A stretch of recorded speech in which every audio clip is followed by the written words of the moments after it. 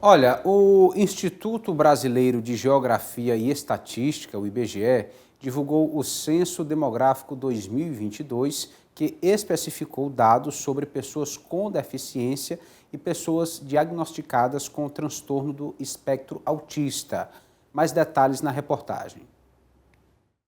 O Piauí tem a segunda maior proporção de pessoas com deficiência no país. Quem diz é o Censo Demográfico de 2022. Os dados foram apresentados pelo IBGE na manhã desta sexta-feira.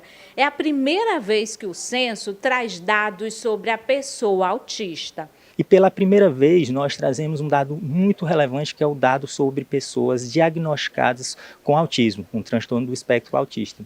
O país ainda não tinha nenhum dado oficial sobre esse transtorno, e agora a gente traz a informação que o país, em 2022, tinham 2,4 milhões de pessoas diagnosticadas com um transtorno do espectro autista. Isso representa 1,2% da população, só que no Piauí também segue a média nacional de 1,2%, e são 38 mil pessoas que possuíam o diagnóstico de TEA lá em 2022. O novo censo traz um panorama geral sobre a população com deficiência no país.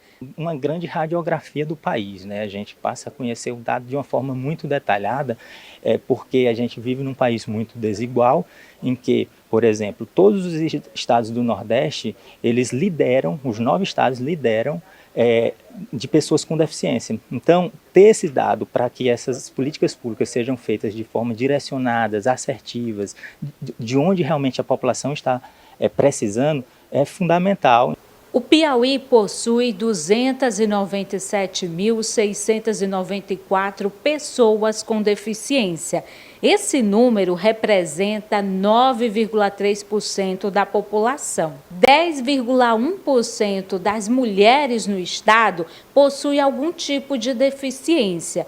O índice é superior ao dos homens, que representam 8,5% da população com deficiência.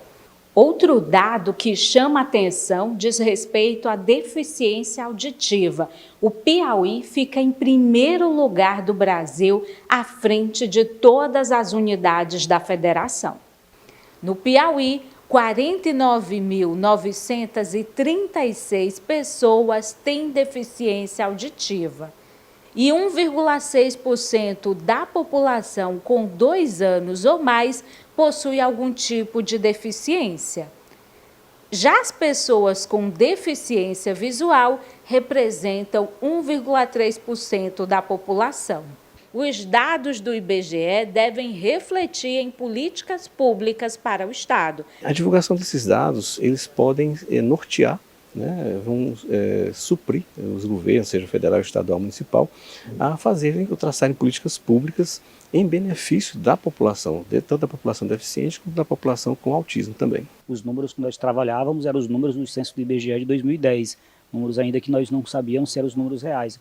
Então, a partir do momento que nós temos acesso a esses números, aonde elas estão, de que forma elas estão sendo tratadas, seja na área da saúde, na área da educação, nós podemos atuar. O Estado passa por um processo de descentralização das políticas para a pessoa com deficiência. O Estado tem um panorama hoje que nós criamos uma rede na área da saúde, tanto na área da educação. Hoje, por exemplo, nós temos o CEI em Teresina, temos o Centro de Reabilitação em Parnaíba, temos em São Raimundo Nonato, temos em São João do Piauí, estamos construindo em Corrente, estamos construindo em Floriano, vamos construir em Campo Maior, vamos construir em Uruçuí. Então, nós temos já uma rede formada, mas com base nesses números nós podemos melhorar ainda mais esse fluxo de atendimento dessas pessoas na área da reabilitação. Na área da educação, a meta do governador Rafael Fonteles, a determinação dele, é de que nós possamos universalizar as salas de recursos multifuncionais. Hoje nós temos aluno matriculado em praticamente 100% das nossas escolas, alunos com deficiência. Então esses números vão dar todo esse norte para que a gente possa atuar ainda mais na melhoria do ensino, da educação, da assistência social e da saúde das pessoas com deficiência. Os dados estão aí, mostrando a necessidade de cada vez mais se investir em acessibilidade, inclusão, acolhimento, políticas que deem suporte não só à pessoa com deficiência, mas aos familiares também, geralmente as mães em regra, se dedicam, abrem mão de outras atividades próprias na vida para cuidar do filho ou da filha com deficiência. Enfim, quando a gente acha que o número de pessoas, por exemplo, com autismo vem aumentando, não é só uma impressão, é fato comprovado, né? O IBGE está trazendo esse levantamento, o que reforça essa necessidade de mais atenção por parte do governo, de mais amadurecimento por parte da sociedade. Nós, enquanto sociedade, temos que aprender a conviver, respeitar, amar, tolerar, incluir essas pessoas, porque, de fato, podem ter alguma limitação, mas, numa outra perspectiva, podem ter aí habilidades extraordinárias que podem ser muito bem aproveitadas e valorizadas, Lídia Brito. Eliezer, muita gente questiona quando o IBGE divulga dados, né? Tem gente que critica o IBGE, né? Questiona muitas vezes esses dados, essas informações, mas como um governo vai realizar determinadas políticas públicas para um determinado setor da sociedade se ele não sabe o tamanho da necessidade de um determinado corte da população? Então, é preciso saber quem são essas pessoas que têm deficiência no Piauí, quais são as principais deficiências. A gente viu aí que a auditiva é a maior deficiência aqui do nosso estado. O Piauí fica em primeiro lugar, à frente de todos os estados do Brasil. O autismo tem um número bastante relevante. Precisa de políticas públicas para as pessoas com deficiência auditiva. Quais são as necessidades dessas pessoas? Elas conseguem ter as suas necessidades atendidas? As pessoas com deficiência visual também têm um número significativo. Mulheres têm mais deficiências no Piauí do que os homens. Essas mulheres estão sendo atendidas nas suas necessidades. Então, por isso que esse tipo de pesquisa e do trabalho do IBGE tem uma importância, uma relevância muito grande. Pelo número de pessoas autistas, essa pesquisa ela é muito detalhada.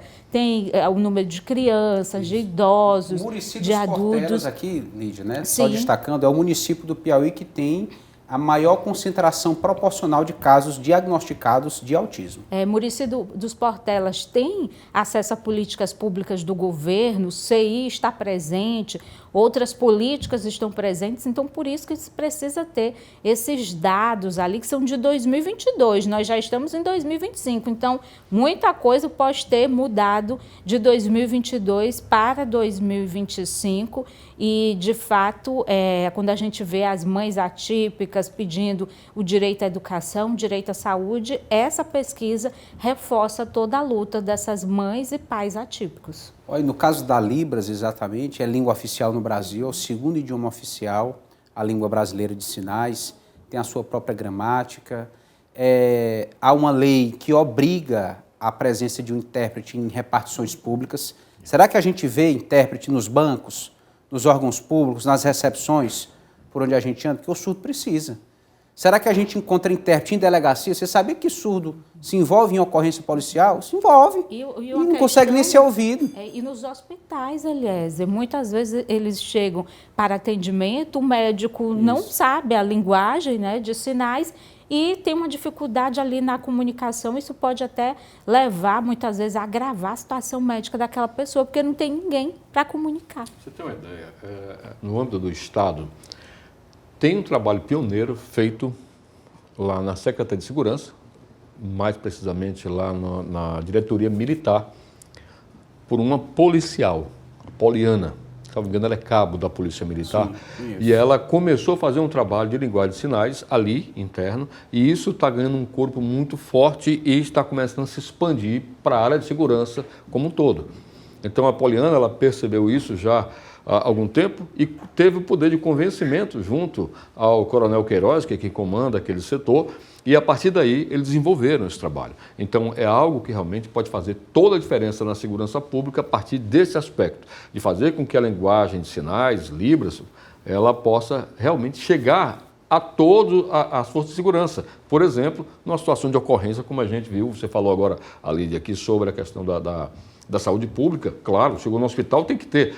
Mas e na delegacia? Olha só o tamanho da complicação que é você chegar, o que a pessoa não tem como relatar, vai ter que fazer da forma de sinais. E aí, se não tiver ninguém preparado? Olha o tamanho do prejuízo. Portanto, essa iniciativa é muito importante, saudável, com toda certeza, e o melhor, ela é includente, o que é que nós precisamos, porque os números estão aí e eles não mentem.